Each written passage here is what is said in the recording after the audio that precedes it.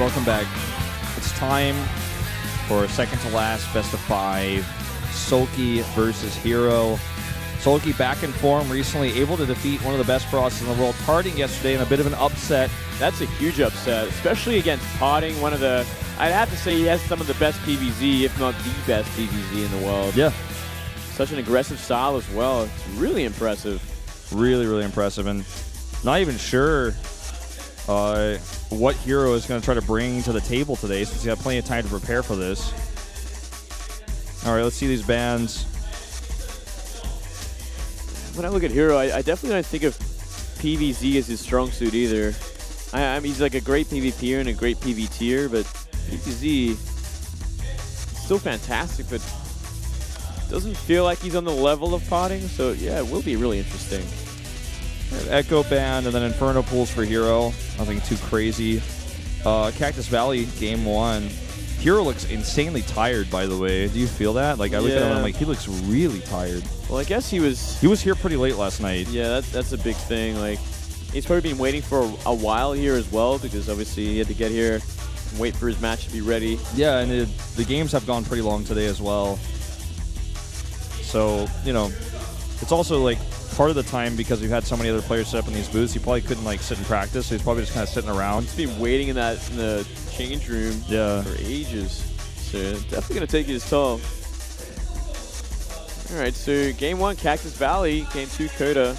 We'll get into the other ones when the time comes. Yeah. And I want to say, like if you asked me like 4 or 5 days ago, like, who wins this matchup, I'm like, Soulkey doesn't take a game. What, are you crazy? But now I'm like, I almost want to favor Soulkey just because like he beat Parting yesterday, and we've had so many upsets in this tournament. That is true. I mean, I'm just kidding about saying like I want to favor Soulkey, because like I can't, but like part of me says like this is entirely possible. It's definitely possible. Yeah. Everything in this tournament has been possible. If he can beat Parting, he can beat herO. I think that's safe to say. Yeah. Well, how he does it is the other question. I mean, 2 very different Protosses, different styles. Parting obviously hyper aggressive. herO definitely not. Yeah. He's not the kind of Protoss that is just going to try and kill you every chance he has. We're going to see a lot more third bases out of herO. Oh, yeah. A lot more third bases. Parting, it just hasn't really been doing that. Just been aggressive. Blink Stalker, Mortal pushes, failed Immortal pushes into like making 12 Immortals and then eventually dying. Yeah. He does a lot of that. Playing kind of like Myungshik has in the past, so you've seen that before from him. Just in general, like a lot of aggression out of Parting, and Soulkey just kind of handling it really well. Also, Soulkey like aggressively stealing gold bases and expanding in weird locations, and Parting just not reading it quickly enough, or trying to punish it too hard and then failing and then being too far behind because he overcommitted. Yeah. Oh, it sounds like he had a really interesting style yesterday, and very excited to see what he's got planned for herO today. Yeah, I mean, if I start to see some of like the similarities to what we saw yesterday, I'll kind of walk you through them, because Soulkey definitely bringing a totally new and unique style today. And he does that a lot, actually. He did that in ZVT for a while as well. You know, he's kind of the one that started the trend of the 2-base mutas into a later third and getting them out really quickly. And yeah, he's a fantastic Zerg player. Hasn't been on top for a while, but maybe this tournament is the one to bring it back. Yeah. Looking at his records, 2015, pretty impressive, 19 and 12. Just considering like he had a rough time towards the end of last year, especially, and he left SKT and moved into a foreign team. But he's back on, you know, really, really top tier positions, like beating Parting, getting into the KeSPA Cup through the qualifiers in general. That's pretty tough. That's very tough. Yeah, he's been doing fantastic. Let's see if he can keep the ball rolling against another Protoss. herO defeated Deer 3-1 yesterday. Just another PvP, another day in the office for him. Yeah. That was a pretty one-sided series. Just looking at like how many games herO's played. This is what actually the stat I've been looking at the most in this tournament. Just how much experience does this player have in Starcraft 2? Like the official matches? That's insane. That doesn't include Brood War at all, does it? I don't think so. I could be wrong. That is insane. That is like so many games. Old like broadcasted games and stuff. Yeah. Even if it does include Brood War, I mean, who cares? Like, there's experience. That's a lot of experience on TV. Yeah. So,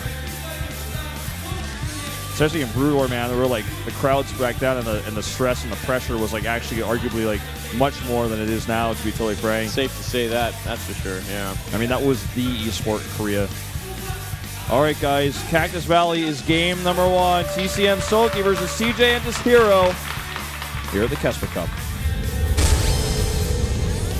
TCM Gaming Soulkey 김민철 vs CJ Entus herO 김준호.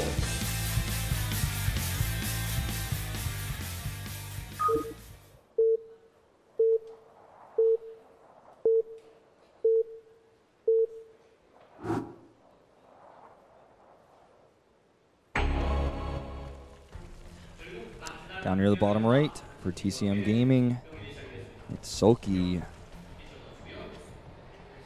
Top right, CJ herO. Putting his hair down today. What did he do yesterday, Will? His hair was like kind of up to the side. I don't know how to describe it. You'd have to go back and look at it. As much as I love hair, I'm not always familiar with the style names. I just kind of describe what it is. I'm like, it was kind of up to the side a little bit. Up to the side a little bit. He up to the side a little bit at it. All right. That's what he did. Let's check it out. Ooh, look at this pylon placement. Could see a forge. Yeah, that's definitely a forge. It has to be. Or rather, I guess I should say we would see a forge first, maybe. But that's the next question. Is it going to be that forge first, or will it be a Nexus? Judging by the fact that he didn't scout the probe, probably going to be that Nexus. Definitely, especially because it's a 4-player map. Like, yeah, you're taking too much of a chance if you're just like hoping for it. Yeah. Definitely going to be a Nexus first. Start off with this tricky map, you know, with the kind of like the really hard chokes to deal with, especially for a Zerg player against force fields. All right, so we're seeing Soulkey go for this gas first again. Okay. He did this a bit yesterday where he just went gas first into pool. Sometimes he would, you know, make 6 lings and pressure with it and just use speed to control like the mid game and shut down pylons and scout and poke a little bit. And sometimes he would just make 20 plus lings and just do an all in and in the game or do enough damage to where you could transition from it. But he's been taking a very aggressive approach, very early pool, early speed approach to this matchup, just like he did yesterday versus Parting. And the thing about this is it's very Soulkey. Soulkey's the type of guy, the only player in Starcraft 2 to like 6 pool consistently on 4-player maps. We saw him do that a lot in the past. He's very aggressive, loves to kind of mind game his opponents in this matchup. Yeah, we saw a lot from Rogue with this kind of opening as well earlier today, and didn't find much with it at all. I don't know what he can possibly do against a Forge expand as well. Yeah, that's the kind of like the next level. It's going to be very difficult to try and find a way with Zerglings unless he slips up and leaves the front door open. Yeah. 4 lings will be out in the map pretty quickly, and the Overlord's actually going to scout exactly where he is. So long as there's a probe in place and he puts down the cannon ASAP, he should be okay. Yeah. And you can also block up with the pylon completely. Yeah, that's something else he can do, but he needs a probe in position. He's got 1 patrolling, so he knows Soulkey has been doing this a lot. This is like, you almost never see somebody put a probe down here like this, the way we see here doing it. Only against somebody who's known to do these types of builds regularly. Yeah. This is good preparation by herO. Oh, but he's not actually reacting quickly enough. He's going to let it open. He's going to leave it open. 2 lings are going to get through, but nothing else. And when we just stop positions this probe. Yeah, straight up. But the 2 lings on the main are annoying. They're going to continue to scout. They're going to force some micro to be made here on these probes. They're going to have speed in just a moment as well, so they're going to be able to run around and cause havoc. It's going to be a pain, but it's not going to do too much. It's a pain. It's definitely really annoying, but it's not like game ending or anything like that. It's not even a huge advantage. It's a significant one, though. Yeah, you get to see the base for a long time. It's going to be very hard to kill them. You know, obviously, once they get surrounded, you're going to need like a Mothership Core or a Stalker to chase them down. Yep. Just double hatch from Soulkey after this is a follow-up. I like it. It's actually making a lot of probes be pulled. Yeah, he almost got a kill there.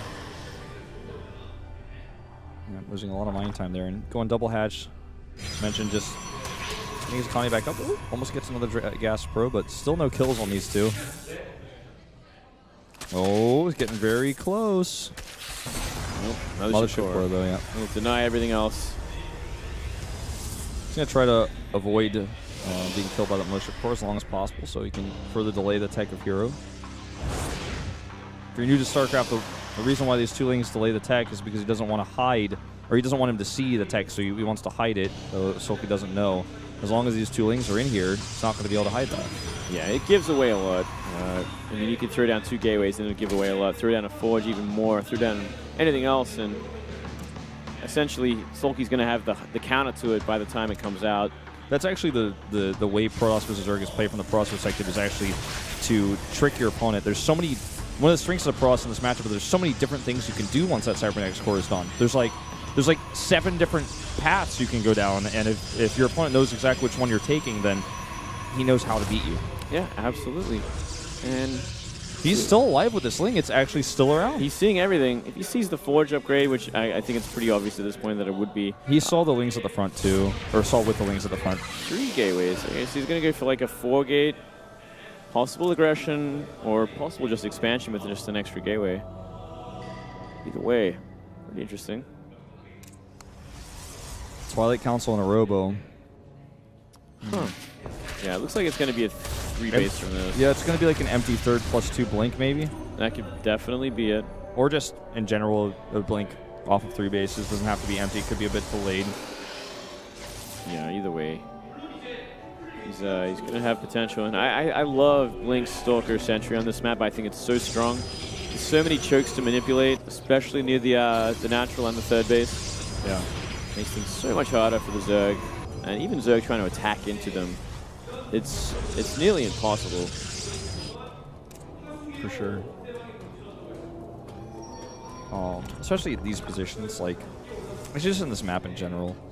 Like, if they were spawned horizontally, I guess it would be a little bit easier for Soulkey to attack this location, but herO might just take the 3rd below that natural anyways, if that was the case. 6 sentries already out on the map. Robotics not being used at all right now. Looks like you just kind of want to get out for safety and can add a bunch of gates now. And we'll send an observer across the map with this probably just to make sure there's no burrow. I think it must be an empty one, Wolf, because you know, yeah, he's not making any extra probes for now.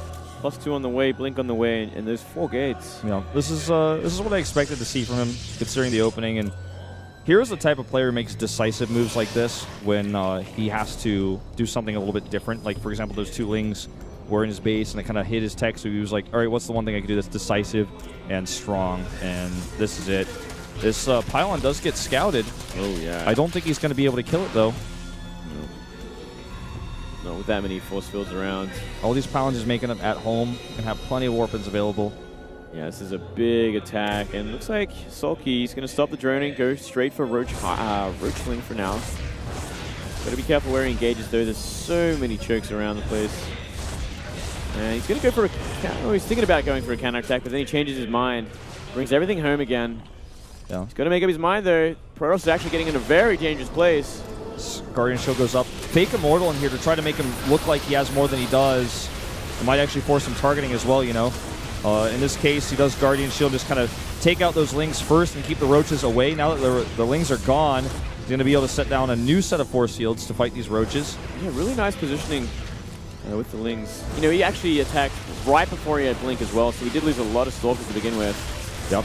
Burrow and Roach Speed are done now. There is an Observer with this army. +2 is about to finish that Mothership Core, is taking some extra hits here. Good Blink Micro, picks off that Queen. And these force fields are a bit late, actually. The Roaches get on top of everything. Oh, this is a big mistake from herO. He let them get way too close. And even Roach is coming from behind. He's just losing way too many sentries here. Yeah. He's out of force fields too as well. So he's getting pretty messy, a pretty messy exchange indeed. And Soulkey's going to hold in flying colors.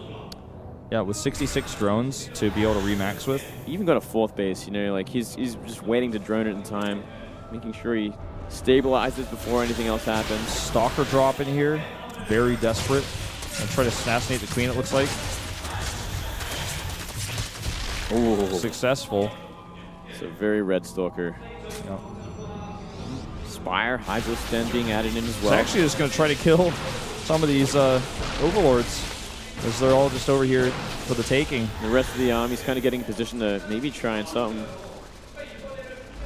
He could try to do a big blink and like elevator some sentries in, but yeah, he could actually just literally just pick up sentries and try and force field the ramp as well, and blink in from that.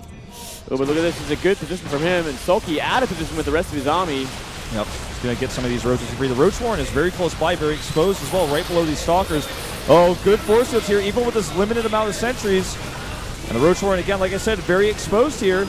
Could actually end up picking that off, but he's killing these roaches so efficiently right now, and so many drones. 15 drones dead here. Zealots for a wall. Who needs force fields to get us warp in a wall of Zealots? That's a force field that fights Moonblade. It is indeed, and there's nothing left for Soulkey. He's actually just going to kill these roaches, and I think he might just win the game off of this. I think he does. Ooh, there's Micro the Stalkers. Doesn't even need to, just blink on top of everything. Brosier goes down to even help keep the surface arrow away from those Lings. What a baller, man. How do you win this game? How do you do that? I guess you just keep making Stalkers. It seems like the only thing to do. And Soulkey just really out of position. Like, he just moved everything towards his base. But herO was waiting for another opportunity to attack. Yeah, he wasn't aware of the where the Stalkers were. I think he thought he just went home and he was trying to transition. I think he thought, oh, you're doing this weird like Stalker drop. I guess you're just going to try to transition and do some harassment. But that was not the case. herO was setting up for that next attack. Something else we didn't talk about in that game really is he tried to go Spire and Hydralisk then on top of all of that. Yeah. And, you know, the Spire actually costs quite a bit of resources to commit to. Yeah, it does. I don't know, like, Hydratech, definitely the right choice against that kind of composition.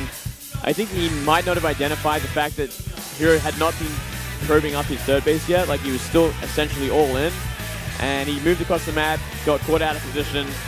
The rest is history, you know, just really, really unfortunate there. Do you think the Spire was like for Corruptors to counter Colossus or something? Like possibly like Muta Switch maybe? Like I don't know. It could have also been to deal with Colossus. That's very